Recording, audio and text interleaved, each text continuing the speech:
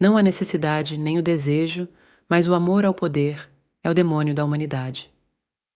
Você pode lhes dar tudo o que é possível: saúde, comida, abrigo, prazer, mas eles são e permanecem infelizes, pois o demônio espera, e deve ser satisfeito. Deixe tudo mais ser tirado dos homens, e deixe este demônio ser satisfeito, então eles serão quase felizes, tão felizes quanto homens e demônios podem ser. O poder corrompe. O poder é infinitamente sedutor. O poder desenvolvido ao máximo é felicidade. O poder tem sido muitas coisas para muitas pessoas, mas uma coisa é certa: quer admitamos ou não, todos desejamos poder, e como saciamos essa necessidade ou falhamos em fazê-lo, influencia profundamente o curso e a qualidade de nossa vida.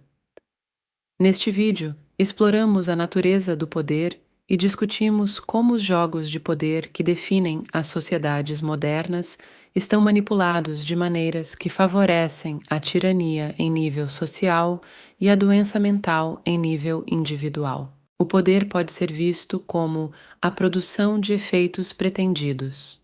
Poder, em outras palavras, é a capacidade de causar mudanças deliberadas nas condições do mundo para alinhá-las mais com as necessidades e desejos de alguém. O poder é, portanto, uma força neutra em valor.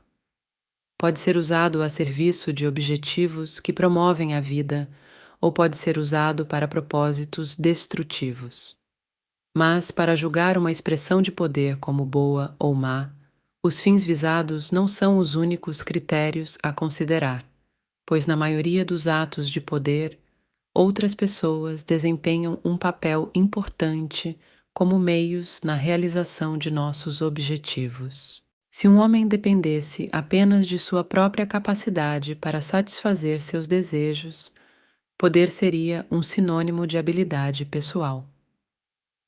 Qualquer conquista seria o resultado de seu desempenho, mas isso raramente é o caso. Para produzir efeitos pretendidos, as pessoas precisam de outras pessoas.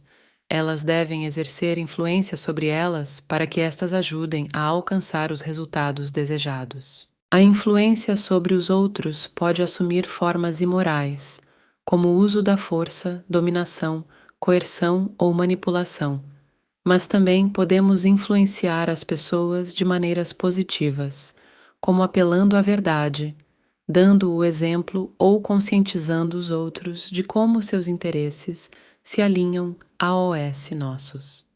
Embora cada um de nós tenha a capacidade de escolher os fins que buscamos e os meios que usamos para alcançar nossos objetivos, o que não está sob nosso controle é nosso desejo por poder. Pois o poder está entre as necessidades mais fundamentais. Cada animal instintivamente se esforça por um ótimo de condições favoráveis, sob as quais pode gastar toda a sua força e alcançar sua sensação máxima de poder.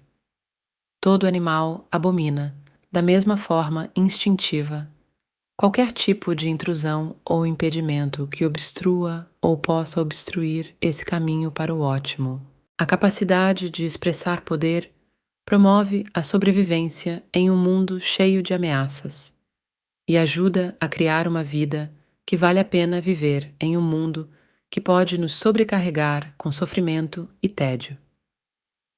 É o antídoto final para nossa impotência e fraqueza, e assim o poder é necessário se quisermos prosperar. Sem poder, estagnamos. Com poder, aventuramo-nos pelo mundo em busca ativa do que precisamos e queremos. Podemos negar nossa vontade de poder, ou nossa vontade de poder pode ser esmagada por forças externas, quando um impulso tão forte quanto nossa vontade de poder é frustrado, sofremos. A capacidade de expressar poder promove a sobrevivência em um mundo cheio de ameaças e ajuda a criar uma vida que vale a pena viver em um mundo que pode nos sobrecarregar com sofrimento e tédio. É o antídoto final para nossa impotência e fraqueza, e assim o poder é necessário se quisermos prosperar. Sem poder, estagnamos. Com poder, aventuramo-nos pelo mundo em busca ativa do que precisamos e queremos. Podemos negar nossa vontade de poder, ou nossa vontade de poder pode ser esmagada por forças externas, quando um impulso tão forte quanto nossa vontade de poder é frustrado, sofremos. Embora nosso desejo de poder esteja enraizado profundamente em nossa natureza, o poder difere de nossas outras necessidades biológicas pelo fato de não ser autolimitante.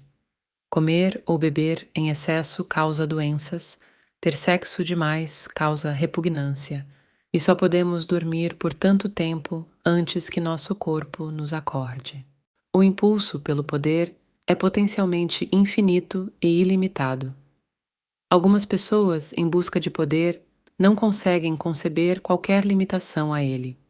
Pessoas como Alexandre, o Grande e Napoleão poderiam ter tido toda a riqueza e sexo que quisessem no início de suas vidas políticas, mas continuaram a buscar mais e mais poder. Que a sede de poder da humanidade é, para todos os efeitos práticos, ilimitada, apresenta um problema, pois enquanto cada um de nós precisa de um mínimo de poder para funcionar adequadamente, e enquanto o poder é a força que leva à realização de grandes feitos, demasiado poder, especialmente quando expresso no âmbito social ou político, pode facilmente corromper. Se uma sociedade deve florescer, portanto, deve haver regras, normas, costumes e instituições sociais que ajudem a canalizar a expressão do poder de maneiras que promovam a vida e que limitem a acumulação de poder social ou político excessivo nas mãos de uma única pessoa ou grupo. Na maioria das sociedades modernas, a situação oposta prevalece. Um poder imenso está sendo centralizado nas mãos de instituições estatistas e globalistas, e os detentores desse poder estão agora usando-o de maneiras que inibem a capacidade do restante de nós de cultivar nosso poder de maneiras socialmente cooperativas e individualmente aprimorantes. Mas na medida em que o governo é forte, o indivíduo é fraco, com o resultado de que, mesmo que seu título seja cidadão, sua posição é a de súdito. Como população, fomos divididos em duas classes. Existem as elites dominantes que acreditam que devem ter o poder de controlar o mundo, enquanto o resto de nós está sendo condicionado a acreditar que nem mesmo deveríamos ter o poder de controlar nossas próprias vidas. Esta é uma situação perigosa que, se não for corrigida, poderia resultar em nós sendo uma geração forçada a suportar um reinado brutal de tirania. Sabemos que ninguém assume o poder com a intenção de renunciá-lo. Então, qual é a solução para esse desafio que enfrentamos? Alguns afirmam que o amor salvará o mundo, mas tiranos não são movidos por tais sentimentos. Outros afirmam que a verdade nos libertará, mas a verdade sozinha nunca é suficiente.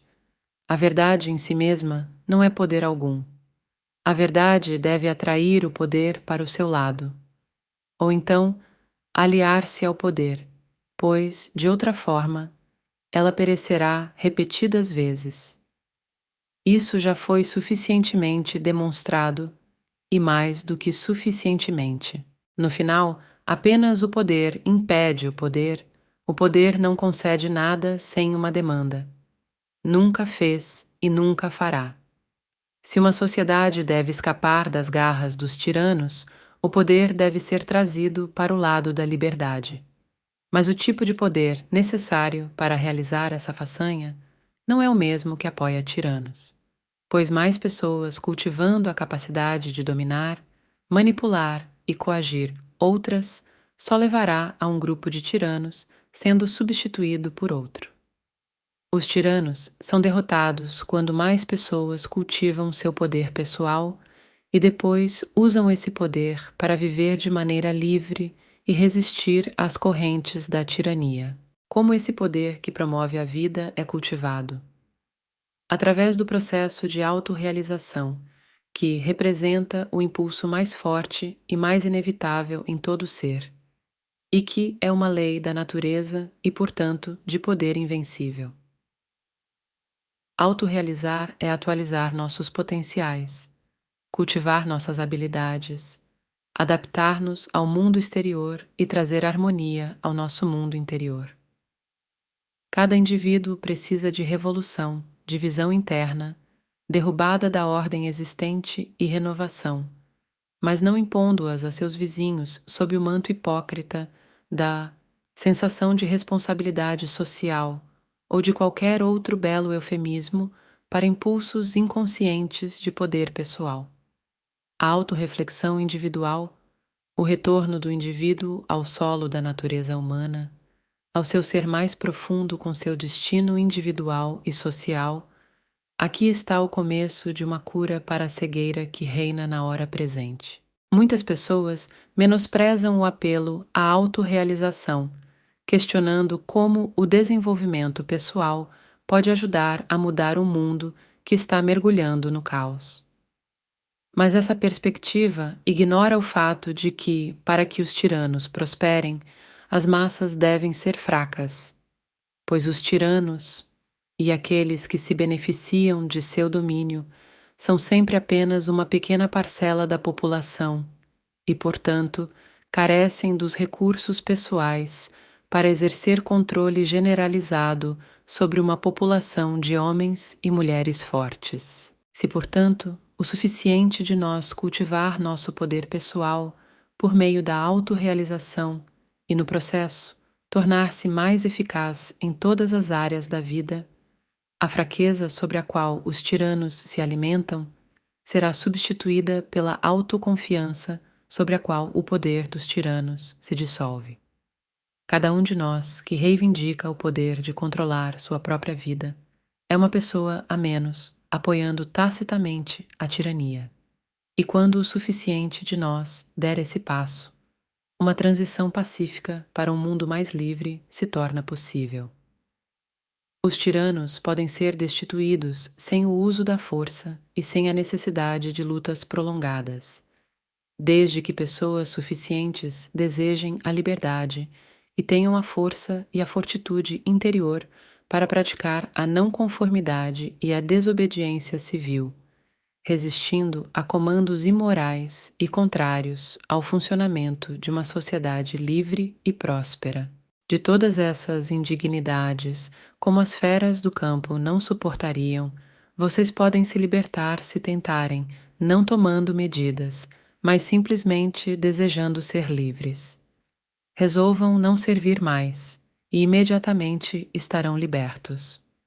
Não peço que coloquem as mãos no tirano para derrubá-lo, mas simplesmente que não o apoiem mais. Então, vocês o verão, como um grande colosso cujo pedestal foi removido, cairá pelo próprio peso e se quebrará em pedaços. Alguns podem pensar que o tempo ainda está a nosso favor e que, se as coisas ficarem realmente ruins, pessoas suficientes tomarão a posição apropriada a favor da liberdade. Mas adotar essa abordagem passiva é flertar com o perigo, pois uma das lições mais importantes é que, quando o totalitarismo é desencadeado sobre uma população, prova-se muito difícil desalojá-lo internamente, a menos que estejamos vigilantes na proteção de nossas liberdades, elas nos serão tiradas, pois, como Voltaire observou, enquanto o povo não se importar em exercer sua liberdade, aqueles que desejam tiranizar o farão.